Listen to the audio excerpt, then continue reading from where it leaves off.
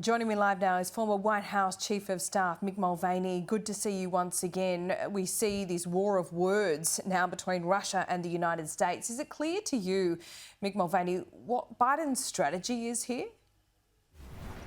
Not yet, but in fairness, we honestly don't know what we're dealing with. I've had some interesting conversations with friends of mine in Washington, D.C. as to whether or not they consider Putin to be a rational actor at this point. If he's not a rational actor, then it becomes very difficult to sort of anticipate his first move. So I don't blame President Biden for not exactly having a thorough plan. I am glad to see him going to Europe later this week to G7 to at least have some face-to-face meetings.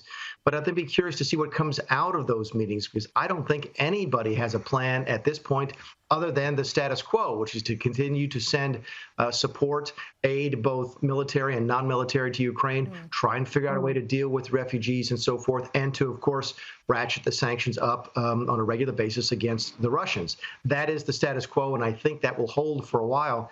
I don't know if anybody knows what the next move is. I think they're waiting to see what Russia does. Yeah, it's a very cautious approach the West is taking at the moment. He's going to Europe next week, as you say. What is that, in diplomatic terms, what does that achieve, that in-person visit? A couple different things. To the extent there's still any concern about the American commitment to NATO, I saw a BBC interview in the UK earlier today asking some member of the Estonian government if they really thought NATO would come to their defense. And of course, the answer to that is yes. And to the extent that the Europeans might have any doubt, I don't think they should, as to whether or not there's an American commitment to the organization. President Biden's presence will satisfy that, will sort of calm those nerves. Secondly, I think the messaging has been a little bit weak. He sent Kamala Harris, Vice President Harris, over there, I think the week before last, and her messaging was not the best, did not sort of portray strength and confidence in the issue. So I think he's going there to sort of clean up that mess a little bit. But it wouldn't be surprising if the President of the United States has a face-to-face meeting with the leaders of G7 and NATO in Europe while war is raging. It's an appropriate place for him to be at the appropriate time. There's a largely academic argument going on at the moment that if Donald Trump was in power, Vladimir Putin wouldn't have invaded Ukraine. What do you think of that theory? Yeah, I happen to think that's right, but for probably a reason that other people don't see, which is that when I talk to my European friends, they're actually convinced that Putin would not have done this under Trump. And these are folks who are not big fans of Donald Trump.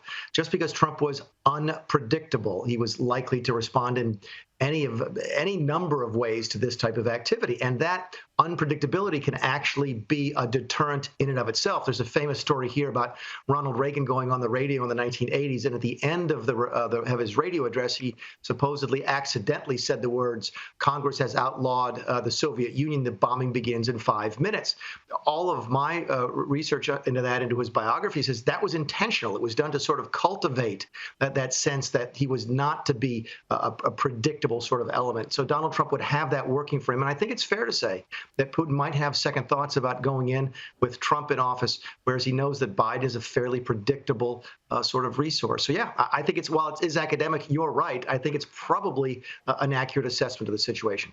So we would have had two unpredictable presidents potentially avoiding war. That doesn't really prescribe to normal diplomacy, does it? Well, mutual assured destruction doesn't either. I mean, that was the whole basis for peace during the Cold War, which is if you start it, we'll kill you, and then you'll kill us, and everybody will die. That's not normal. That's not, I don't know what it is, but it is certainly rational. And if you have two sort of unpredictable components, maybe the rational thing to do is to not invade Ukraine. I do not think it's an accident that Putin invaded Crimea under the Obama administration and then is invading Ukraine under the Biden administration. Democrat leadership in this country a little bit more predictable when it comes to how you respond to overseas aggression.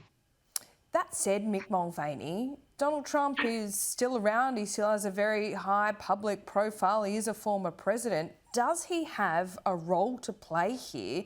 And would he be willing to play that hand? That's a really good question. I don't think so. I think he sort of backed off. He was He was slow to condemn Putin in the early days of the war. He's since come around, and since then sort of backed off. He's not commenting on this every single day. He does talk about it a little bit at his rallies, but his rallies are not nearly as commonplace as they used to be or would be, say, during a campaign season. So he sort of turned the volume down, which is a change of pace for him. I don't think, given how divided the country it is, to have him come out and say something actually helps one way or the other. In a perverse kind of analysis, if he said the same things that President Biden was saying right now, it might actually undermine President Biden. I know that sounds absurd, but that may be how divided our nation is. So maybe it's best that he not take a position, let the Biden team do their best, and see if we can work through it with our allies here in the next couple of days. Just finally, Americans are paying for this war at the Bowser. They're paying for it in inflation across everything, household goods and food. Given the domestic political situation at the moment, do Americans really want to pay for this war in Ukraine? What are they expecting of Biden?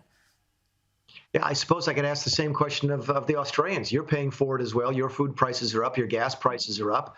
I think the American population is willing to pay higher prices for at least some period of time at the pump, higher prices at the grocery stores. I think the difficulty becomes in the Biden administration trying to tie the action in Ukraine to that inflation, because we had inflation before the invasion. So it looks somewhat disingenuous. I'm not saying it's wrong. I would be doing it probably if I was advising the president, to try and blame inflation on Putin. But I'm not sure how much it's going to resonate with the public. Will it affect the midterm elections here? Probably. Will it affect your upcoming elections? I think they're in May in Australia. Yes, they probably will as well. So I think folks are willing to pay a higher price, make a sacrifice as long as they know what it's for. And I think that's what you're seeing right now. Great to talk to you. As always, we'll speak very soon. Thanks, Laura.